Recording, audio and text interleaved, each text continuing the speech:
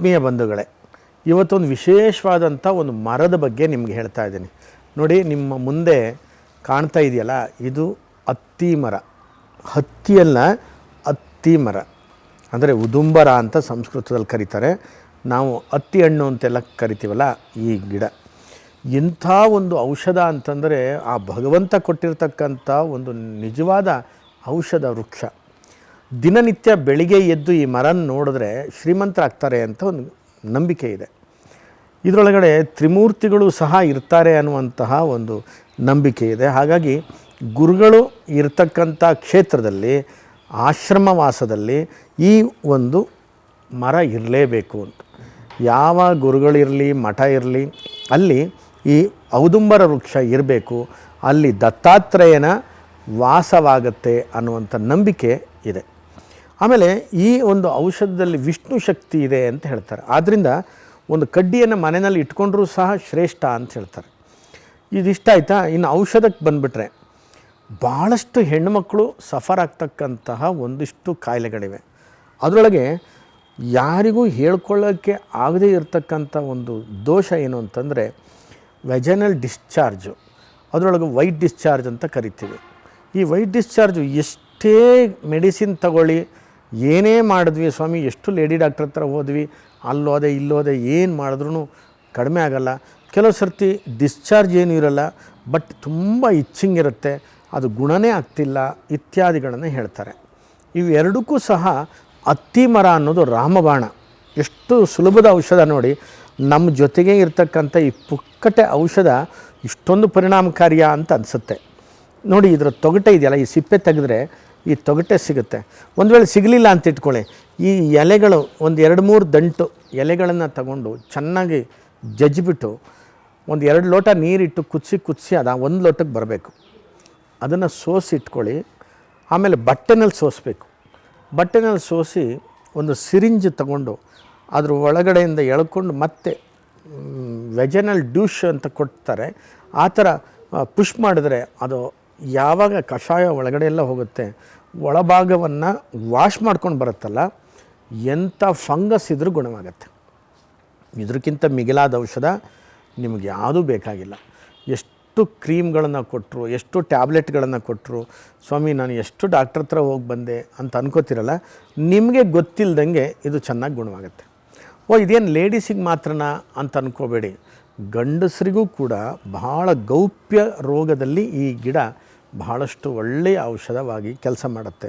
ಏನು ಅಂತಂದರೆ, ಈ ತುಂಬ ದಿವಸದಿಂದ ಇನ್ಫೆಕ್ಷನ್ನಿಂದ ಕೆಲವರು ಸಫರ್ ಆಗ್ತಕ್ಕಂಥದ್ದಿರುತ್ತೆ.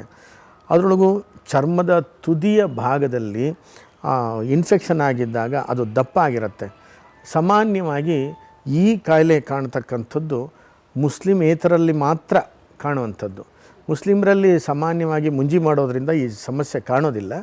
ಬೇರೆ ಧರ್ಮೀಯರಲ್ಲಿ ಮುಂಜಿ ಇಲ್ಲದೇ ಇರೋದರಿಂದ ಆ ತುದಿಯ ಚರ್ಮ, ಮೂತ್ರ ಮಾಡ್ತಕ್ಕಂಥ ಭಾಗದ ತುದಿಯ ಚರ್ಮ ಇನ್ಫೆಕ್ಷನ್ ಆಗ್ತಾ ಇರ್ತಕ್ಕಂಥದ್ದು, ಅದರೊಳಗಡೆ ಕಡ್ತ ಆಗೋದು, ವೈಟ್ ಆಗೋದು, ಡಿಸ್ಚಾರ್ಜ್ ಆಗೋದು, ಅಥವಾ ಮೇಲ್ಭಾಗ ಕೆಂಪಾಗೋದು, ಎಷ್ಟು ಆಯಿಂಟ್ಮೆಂಟ್ ಹಚ್ಚಿದ್ರೂ ಆಗೋದಿಲ್ಲ, ಇಂಜೆಕ್ಷನ್ ತೊಗೊಂಡ್ರಾಗೋದಿಲ್ಲ, ಸ್ಕಿನ್ ಡಾಕ್ಟ್ರ್ ಹತ್ರ ಹೋಗಿ ಬಂದೆ, ಯೂರಾಲಜಿಸ್ಟ್ ಹತ್ರ ಹೋಗಿ ಬಂದೆ, ಏನು ಮಾಡೋದು ಸ್ವಾಮಿ, ಇದು ಹೇಳ್ಕೊಳ್ಳೋಕ್ಕೂ ಆಗೋದಿಲ್ಲ, ಭಾಳ ಸಫರ್ ಆಗ್ತಾಯಿದ್ದೀನಿ ಅಂತ ಅನ್ನುವಂಥ ಪುರುಷರ ಗೌಪ್ಯ ಒಂದು ಕಾಯಿಲೆಗೂ ಕೂಡ ಇದು ರಾಮಬಾಣವಾಗಿ ಕೆಲಸ ಮಾಡುತ್ತೆ. ನಿಜವಾಗ್ಲೂ ಭಗವಂತನ ಸ್ವರೂಪ ಕಾಣೋದು ಈ ಗಿಡದಲ್ಲಿ ಅದಕ್ಕೆ ಅಂತ ಕಾಣುತ್ತೆ. ಅದಕ್ಕೊಂದು ಭಾಳ ಒಳ್ಳೆಯ ಔಷಧ ಹೇಳಿರ್ತೀನಿ ನೋಡಿ. ಈ ಹಣ್ಣಿದೆಯಲ್ಲ, ಈ ಹಣ್ಣನ್ನು ತೆಗೆದ್ರೆ ಮೇಲ್ಗಡೆ ಸಿಪ್ಪೆ ಬರುತ್ತೆ. ಇದನ್ನು ಒಣಗಿಸಿಟ್ಕೋಬೇಕು. ಒಣಗಿಸಿಟ್ಕೊಂಡು ಇದನ್ನೇ ಒಂದು ಪೌಡ್ರ್ ಮಾಡಿ ಇಟ್ಕೊಂಡು ಒಂದು ಚಮಚ ಪುಡಿಯನ್ನು 1 ಲೋಟ ನೀರಿಗೆ ಹಾಕಿ ಕುದಿಸಿ ಡಿಕಾಕ್ಷನ್ ಮಾಡಿ, ಟೀ ಡಿಕಾಕ್ಷನ್ ಥರ, ಆಮೇಲೆ ಫಿಲ್ಟ್ರ್ ಮಾಡಿ ಇದರೊಳಗೆ ವಾಶ್ ಮಾಡ್ಕೊಳ್ತಾ ಬಂದುಬಿಟ್ರೆ ಅವರು ಮುಂಜಿ ಮಾಡಿಕೊಳ್ಳೋದೇ ಕೂಡ ಅವರ ಚರ್ಮ ಶುದ್ಧವಾಗಿ ಫಂಗಸ್ಸಿಂದ ಕಂಪ್ಲೀಟಾಗಿ ಗುಣವಾಗುತ್ತೆ. ಅಂತಹ ಒಂದು ಒಳ್ಳೆಯ ಔಷಧ ಈ ಒಂದು ಔದುಂಬರ ವೃಕ್ಷದಲ್ಲಿ ಇದೆ ಅಂತಂದರೆ ಎಂಥ ಒಂದು ಔಷಧ ನೋಡಿ. ಅದಲ್ಲದೆ ಇನ್ನು ಗರ್ಭಕೋಶದ ಸಮಸ್ಯೆನಲ್ಲಿ ಮುಟ್ಟಿನ ತೊಂದರೆ ಇದೆ ಅಂತಂದರೆ ಅವರು ಈ ಎಲೆಯನ್ನು ಒಂದು 4-5 ಎಲೆಯನ್ನು ಸುಮ್ಮನೆ ಡಿಕಾಕ್ಷನ್ ಮಾಡಿಕೊಂಡು ಅದನ್ನು ಸೋಸಿ ಕುಡಿತಾ ಬರಬೇಕು. ಅಂದರೆ ಬೆಲ್ಲ ಹಾಕ್ಬೋದು, ಏನು ತೊಂದರೆ ಇಲ್ಲ. ಗ್ರೀನ್ ಟೀ ಅಂತ ಏನು ಕರಿತೀವಲ್ಲ, ಈ ಔದುಂಬರ ವೃಕ್ಷದ ಗ್ರೀನ್ ಟೀ ಮಾಡ್ಕೊಳ್ತಾ ಬಂದರೆ ಮುಟ್ಟಿನ ದೋಷಗಳು ನಿವಾರಣೆ ಆಗ್ತಾ ಬರುತ್ತೆ. ಇನ್ನು ಭಾಳ ದಿವಸದಿಂದ ಕಾಯಿಲೆ ಅಂದರೆ ಏನು ಅಂದರೆ ಫಂಗಸ್ಸು ಎಲ್ಲಿದ್ರೂ ಅವರಿಗೆ ಬೆನ್ನಲ್ಲಿರ್ಬೋದು, ಸೊಂಟದಲ್ಲಿರ್ಬೋದು, ಹಿಂಭಾಗದಲ್ಲಿರ್ಬೋದು, ತೊಡೆ ಸಂದಿ ಇರ್ಬೋದು, ಮತ್ತು ಈ ಎದೆ ಭಾಗದ ಮಡಿಕೆಗಳಲ್ಲಿ, ಚರ್ಮದ ಮಡಿಕೆಗಳಲ್ಲಿ ಮಧ್ಯದಲ್ಲಿರ್ಬೋದು. ಇಂಥ ಒಂದು ಫಂಗಸ್ಸು ಗುಣನೇ ಆಗ್ತಾಯಿಲ್ಲ ಸ್ವಾಮಿ, ನಾವು ಹೆಂಗಿದು ಸರಿ ಮಾಡ್ಕೊಳ್ಳೋದು? ಆಯಿಂಟ್ಮೆಂಟ್ ಹಚ್ಚಿದಾಗ ಕಮ್ಮಿ ಆಗುತ್ತೆ, ಮತ್ತೆ ಬರುತ್ತೆ ಅಂತನ್ನೋರು ನಿಮ್ಗೆ ಆಶ್ಚರ್ಯ ಆಗ್ಬೋದು. ಇದೇ ಹಣ್ಣಿನ ಕಷಾಯದಿಂದ ಅದು ಶುದ್ಧ ಮಾಡ್ಕೋಬೇಕು. ಇಂಥ ಹಣ್ಣಿನ ಕಷಾಯದಿಂದ ಅಥವಾ ಈ ಎಲೆಯ ಕಷಾಯದಿಂದ ಅವರು ಕ್ರಮೇಣ 1 ತಿಂಗಳಲ್ಲಿ ಕಡಿಮೆ ಆಗುತ್ತೆ. ಜೊತೆಯಲ್ಲಿ ಇದರ ತೊಗಟೆ ಇದೆಯಲ್ಲ, ತೊಗಟೆಯನ್ನು ಮತ್ತೆ ಡಿಕಾಕ್ಷನ್ ಮಾಡಿ ವಾಶ್ ಮಾಡ್ಕೊಳ್ತಾ ಇರಬೇಕು ಆ ಜಾಗದಲ್ಲಿ.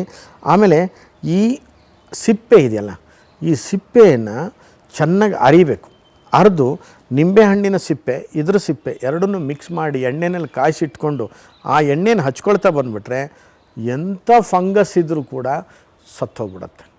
ಅಂದರೆ ಇಂಥ ಒಂದು ಫಂಗಸ್ಸನ್ನು ನಿವಾರಣೆ ಮಾಡ್ತಕ್ಕಂಥ ಮರ ಈ ಔದುಂಬರ ಮರ ಅಂತಂದರೆ ಎಂಥ ಒಂದು ಔಷಧ ಇರಬೇಕಲ್ವ ಇದು. ಮತ್ತೊಂದು ಔಷಧ ಹೇಳ್ತೀನಿ ನಿಮಗೆ. ಈ ಮುಖದ ಮೇಲೆ ಇಲ್ಲಿಲ್ಲೇ ಕಪ್ಪು ಕಲೆಗಳಾಗ್ತಾ ಇದೆ, ಅಥವಾ ಬೆನ್ನ ಮೇಲೆ ಅಲ್ಲಿ ಕಪ್ಪು ಕಲೆಗಳಾಗ್ತಿದೆ, ಏನೋ ಇದೊಂದು ಹೊಸ ಕಲೆಗಳು ಬರ್ತಿದೆಯಲ್ಲ ಅಂತಂದಾಗ ಇದ್ರದ್ದು ಹಾಲು ಇರ್ತಿದೆಯಲ್ಲ, ಅದನ್ನು ಅಲ್ಲಿ ಹಚ್ಕೊಳ್ತಾ ಬಂದರೆ ಅದು ಕಡಿಮೆ ಆಗ್ತಾ ಹೋಗುತ್ತೆ. ನೋಡಿ, ಒಂದು ಉದುಂಬರ ವೃಕ್ಷ ಎಷ್ಟು ಕೆಲಸ ಮಾಡುತ್ತೆ ಅಂತ. ಇನ್ನು ಎಷ್ಟೋ ಜನರಿಗೆ ಮಗು ಆಗಲಿಲ್ಲ ಅಂತ ಹೇಳ್ತಾರೆ. ನಾಗನಿಗೆ ಹಾಲು ಮತ್ತು ಅರಿಶಿಣವನ್ನು ಮಿಕ್ಸ್ ಮಾಡಿ ನಾಗನ ಕಲ್ಲಿಗೆ ಎರೆಯೋದ್ರ ಜೊತೆಯಲ್ಲಿ ಈ ಮರಕ್ಕೂ ಕೂಡ ಒಂದು ಸಣ್ಣ ತೊಟ್ಟಿಲನ್ನ ತಂದು ಕಟ್ಟಿ ಈ ಮರಕ್ಕೆ ಸುತ್ತ ಹಾಕಿಬಿಟ್ಟು ಪೂಜೆ ಮಾಡ್ತಾಯಿದ್ರೆ ಅವರಿಗೂ ಕೂಡ ಮಕ್ಕಳಾಗುತ್ತೆ ಅನ್ನುವಂತಹ ನಂಬಿಕೆ ಈ ಉದುಂಬರ ವೃಕ್ಷಕ್ಕಿದೆ. ಇನ್ನೂ ಭಾಳಷ್ಟು ಇದರ ಮಾಹಿತಿ ಇದೆ. ಮುಂದಿನ ಸಂಚಿಕೆಯಲ್ಲಿ ಇದೇ ಅತ್ತಿ ಮರದ ಇನ್ನೊಂದಿಷ್ಟು ವಿಶೇಷತೆಗಳನ್ನು ಹೇಳ್ತೀನಿ. ಮತ್ತು ಈ ಉದುಂಬರ ವೃಕ್ಷದಲ್ಲಿ ಸಾಮಾನ್ಯವಾಗಿ ಹೇಳೋದು, ಹಣ್ಣು ನೋಡ್ಲಿಕ್ಕೆ ಚಂದ, ಆದರೆ ಒಳಗಡೆ ಹುಳುಗಳ ರಾಶಿ ಅಂತ. ಮನುಷ್ಯರಿಗೂ ಸಹ ಹೇಳ್ತಾರೆ, ನೋಡೋಕ್ಕೆ ಭಾಳ ಚಂದ ಇದ್ದರೆ ಗುಣ ಮಾತ್ರ ಹುಳುಕು ಅಂತ. ಅಂದರೆ ನೋಡೋಕ್ಕೆ ಚೆನ್ನಾಗಿದ್ದವರೆಲ್ಲ ಭಾಳ ಒಳ್ಳೆ ಗುಣದವರು ಅಂತ ಏನಿಲ್ಲ, ಚೆನ್ನಾಗಿಲ್ದಿದ್ದವ್ರ ಹತ್ರನೂ ಒಳ್ಳೆ ಗುಣ ಇರುತ್ತೆ ಅನ್ನೋದಕ್ಕೆ ಈ ಅತ್ತಿ ಮರ ಸಾಕ್ಷಿ. ಈ ಅತ್ತಿ ಹಣ್ಣಿದೆಯಲ್ಲ, ನೋಡೋಕ್ಕೆ ಎಷ್ಟು ಕೆಂಪು ಚಂದವಾಗಿರುತ್ತೆ, ಆದರೆ ಒಳಗಡೆ ಹುಳ ಇರುತ್ತೆ. ಏನು ಕಾರಣ ಗೊತ್ತಾ? ಭಗವಂತ ಈ ಮರಕ್ಕೆ ಒಂದು ಹೊಸ ಸೃಷ್ಟಿಯನ್ನು ಮಾಡಿದ್ದಾನೆ. ಇದಕ್ಕೊಂದು ಪರಾಗ ಆಗಲಿಕ್ಕೋಸ್ಕರ ಒಂದು ಕೀಟನ ಸೃಷ್ಟಿ ಮಾಡಿದ್ದಾನೆ. ಈ ಹಣ್ಣಿನ ಒಳಗಡೆ ಆ ಕೀಟ ಒಳಗೋಗುತ್ತೆ. ಕೀಟ ಒಳಗೋಗ್ಬಿಟ್ಟು ಆ ಬೀಜಗಳನ್ನು ಪರಾಗ ತಗೊಂಡು ಈ ಹಣ್ಣನ್ನು ಮತ್ತೆ ಹೂವಿದ್ದನ್ನು ಹಣ್ಣು ಮಾಡ್ತಾ, ಹೂವೇ ಕಾಣದೆ ಹಣ್ಣಾಗುವಂಥ ಮರ ಇದು. ಅದರೊಳಗಡೆ ಈ ಕಾಯಿ ಒಳಗಡೆ ಆ ಕೀಟ ಇದೆಯಲ್ಲ ತನ್ನ ಮರಿಗಳನ್ನು ಮಾಡ್ಕೊಳ್ಳುತ್ತೆ. ತನ್ನ ಮರಿಗಳನ್ನು ಮಾಡಿಕೊಂಡು ಅಲ್ಲಿ ಬೆಳೀತಾ ಹೋಗುತ್ತೆ. ಯಾವಾಗ ಈ ಹಣ್ಣಾಗುತ್ತೋ, ಹಣ್ಣಾದಾಗ ಇದು ಒಡೆದೋದಾಗ ಆ ಹುಳುಗಳೆಲ್ಲ ಹೊರಗಡೆ ಬರ್ತವೆ. ನೋಡಿ, ವಾಸಕ್ಕೆ ಈ ಕಾಯಿಯನ್ನು ಬಳಸಿ, ಆಮೇಲೆ ಈ ಹಣ್ಣು ಕೂಡ ಆ ಒಂದೊಂದು ಬೀಜಕ್ಕೂ ಕೂಡ ಶಕ್ತಿ ಬರುತ್ತೆ. ಆ ಕೀಟ ಹೋದ ಮೇಲೆ ಈ ಹಣ್ಣಿಗೆ ಭಾಳ ಶಕ್ತಿ ಇರುತ್ತೆ. ಏನಂತಂದರೆ ಡಯಾಬಿಟಿಸ್ನಲ್ಲೂ ಸಹ ಶುಗರ್ನ ಕಂಟ್ರೋಲ್ ಮಾಡಿ ಇನ್ಸುಲಿನ್ನ ದೇಹದಲ್ಲಿ ಉತ್ಪತ್ತಿ ಮಾಡೋದಕ್ಕೂ ಈ ಹಣ್ಣು ಭಾಳ ಕೆಲಸ ಮಾಡುತ್ತೆ. ಆದರೆ ನಾವು ಬಳಸ್ಕೊಳ್ಳೋದೇ ಇಲ್ಲ. ಅದರ ಹಣ್ಣು ಅಲ್ಲೇ ಹೋಗ್ತಾ ಇರುತ್ತೆ. ಅದರಲ್ಲಿರ್ತಕ್ಕಂಥ ಬೀಜಗಳನ್ನು ಸಹ ನಾವು ಬಳಸೋಕ್ಕೆ ಹೋಗೋದೇ ಇಲ್ಲ. ಇಂಥ ಒಂದು ಉದುಂಬರ ವೃಕ್ಷ ಎಲ್ಲಾಯಿತು ಅಲ್ಲಿ ನೆಡ್ತಾ ಬಂದರೆ ಆ ಊರು ನಗರವೂ ಕೂಡ ಸಮೃದ್ಧ ಆಗುತ್ತೆ.